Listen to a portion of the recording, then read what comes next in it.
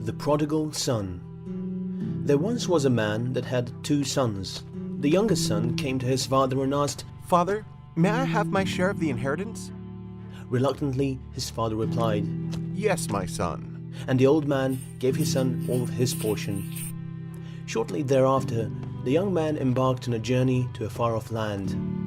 Enticed by the people and things of this land, the young man spent all of his inheritance on shopping sprees. He developed an infatuation for hats.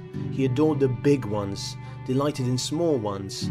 He was smitten with the straw ones, couldn't get enough of the ones with feathers, and fell head over heels for paper ones. He bought so many hats, he couldn't keep up with them all. He bought so many hats that he ran out of money.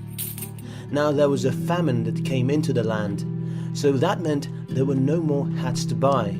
And even worse, there was no more food to eat. The young man, with no food and many hats, went to work for a man from this land.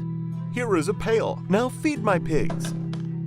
One day, after the young man had fed the pigs and ate the leftovers in the pig pen, he began to think. He thought of how his father's servants slept better than him, ate better than him, and were treated better than him. Immediately, the young man arose and started on his way back home.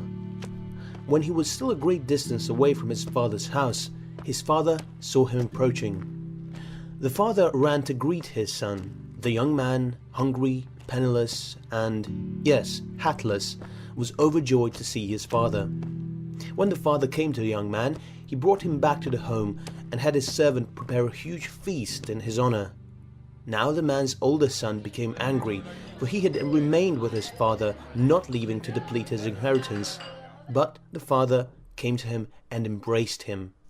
"My son, we should rejoice, for your younger brother that was lost, and we never thought we would see him, has returned." So they ate and were merry.